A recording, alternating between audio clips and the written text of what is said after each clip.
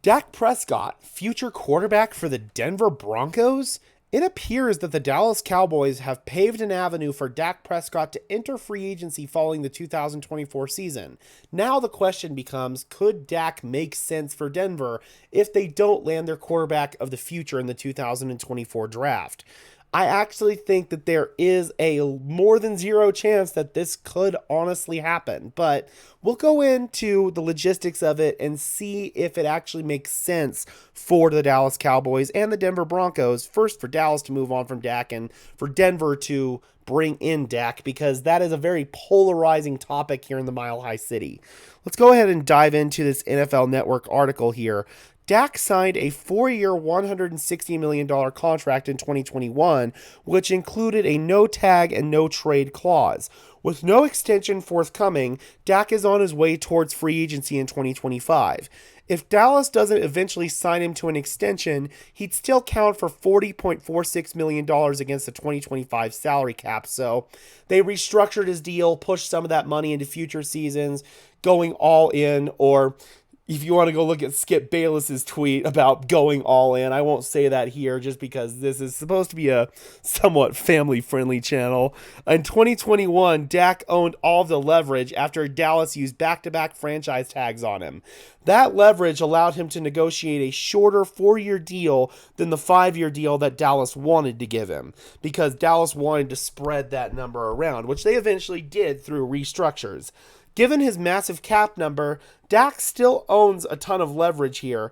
Instead of bowing to that power, however, Dallas seems to be content with letting things play out. Jerry Jones seems to be pretty content with letting Dak walk if he doesn't perform up to snuff in 2025. And he performed very, very well in the regular season in 2023. He was a borderline MVP candidate. He was really, really phenomenal.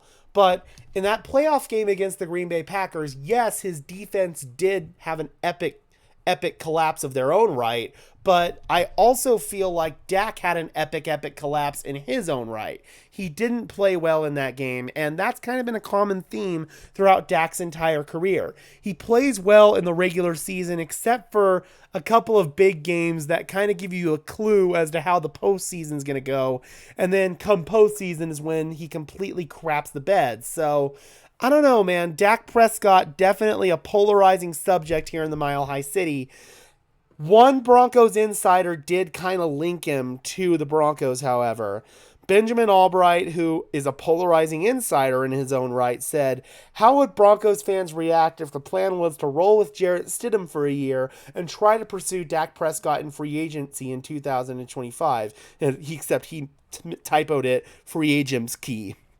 Interestingly, if Jerry Jones had gotten his way on draft day back in 2016, as many Broncos fans know, Paxton Lynch would have been a Cowboy, but John Elway ended up outbidding him, and Dak Prescott subsequently would have been a Denver Bronco. One thing that did rub the previous Broncos regime a bit of the wrong way about Dak is that he missed his pre-draft flight to Denver for his meeting, so I don't know if that would have any implications now. I highly doubt it would, because it's a completely different regime. And Sean Payton has previously been on the record praising Dak Prescott. So maybe Sean's anticipating that Dak's going to be available in free agency in 2025. And he's going to punt on quarterback this year, roll with Jarrett Stidham, maybe roll with a later round rookie, because Sean said there would be competition for Stidham this year when he talked to the media at the league owners meeting. But I don't know, man. This could be a possibility here. It's very polarizing in Denver, I know. I'm not necessarily for it because of Dak's struggles when the lights shine brightest, but he would certainly provide some of the best quarterback play that this franchise has seen in a long time. However, the argument is also there that Dak would be the same age as Russell Wilson when we traded for Russell Wilson. Granted, Dak's game may age a little bit more gracefully than Russell Wilson because he's learned to be a true pocket passer. He's elite operating at the line of scrimmage pre and post snap.